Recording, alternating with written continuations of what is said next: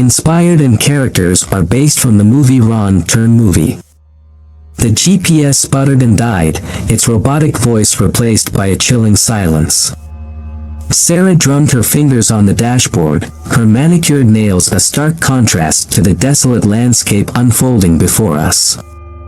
We'd been on this deserted highway for hours, the sun a relentless tyrant in the cloudless sky. Damn network, I muttered, pulling over at a Y-shaped intersection. The asphalt shimmered like a mirage, offering no clue as to which way led to civilization. My heart hammered a frantic rhythm against my ribs. A wrong turn here could mean hours, even days, lost in this desolate wasteland. Maybe we should check the map again, Sarah suggested, her voice tight with worry. I unfolded the tattered map, its creases mirroring the anxieties now etched on my brow. Neither road looked familiar. Just then, a flicker of movement in the distance caught my eye. A dilapidated structure, once imposing, now stood abandoned against the desolate backdrop. Hope, fragile and flickering, ignited within me. Look, Sarah, I pointed, my voice rough with relief. A hospital. Maybe they have a phone or a working signal booster. Sarah's eyes, usually sparkling with life, were clouded with apprehension. Are you sure it's safe? There wasn't time for second thoughts. The sun was dipping below the horizon, painting the sky in sinister hues of orange and purple. Leaving the car, the silence pressed in, broken only by the crunch of gravel beneath our feet. The closer we got, the more decrepit the hospital appeared. Peeling paint clung desperately to cracked walls, shattered windows gaped like empty eyes. An unsettling aura hung heavy in the stagnant air. Despite the trepidation gnawing at my gut, we pushed open the creaking front doors. A wave of dust assaulted us, motes dancing in the fading light that streamed through the broken windows.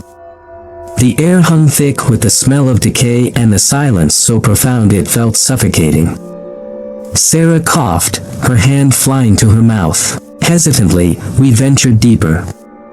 Cobwebs draped doorways like macabre curtains, and the floorboards groaned ominously under our weight.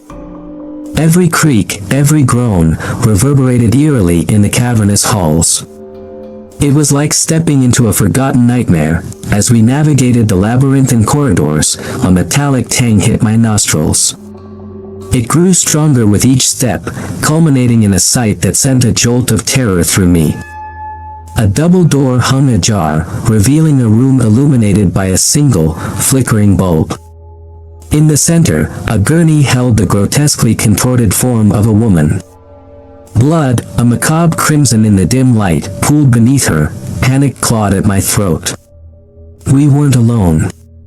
But worse, whoever had done this was still here. Sarah whimpered, her hand seeking mine. Our escape route was clear, back out through the front door, but as I turned, a guttural laugh echoed from behind. I spun around, heart hammering against my ribs. 3 figures, hulking shadows against the gloom, emerged from the shadows. Their eyes, glinting with an unhinged hunger, took us in. They were monstrous, towering figures, misshapen and twisted, their faces obscured by shadows. One, clad in tattered overalls, had 3 thick fingers gripping a rusty cleaver. Another, his face obscured by a shock of greasy hair, sported a jagged scar that ran from his temple to his jawline, giving him the appearance of a grotesque sawtooth. The last, the most frightening, had a single, milky white eye that seemed to bulge from his skull. Instinct took over. We bolted, adrenaline pumping through our veins. They gave chase, their heavy footsteps booming on the decaying floorboards. We didn't know this place, didn't know where the damn exits were.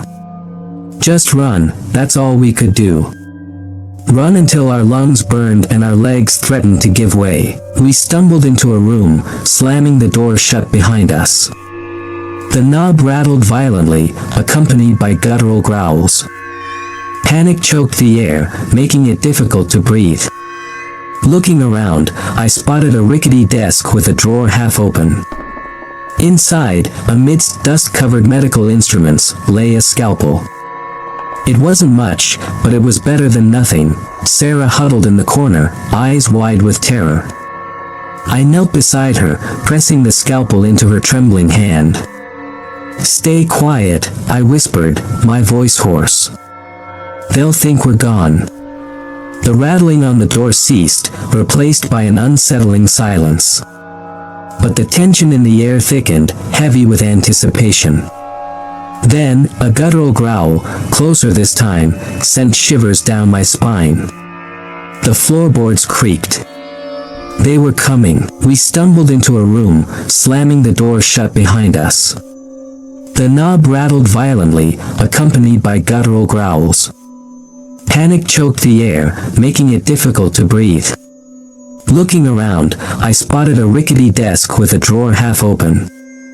Inside, amidst dust-covered medical instruments, lay a scalpel. It wasn't much, but it was better than nothing. Sarah huddled in the corner, eyes wide with terror. I knelt beside her, pressing the scalpel into her trembling hand. "Stay quiet," I whispered, my voice hoarse. "They'll think we're gone." The rattling on the door ceased, replaced by an unsettling silence. But the tension in the air thickened, heavy with anticipation. Then, a guttural growl, closer this time, sent shivers down my spine. The floorboards creaked. They were coming.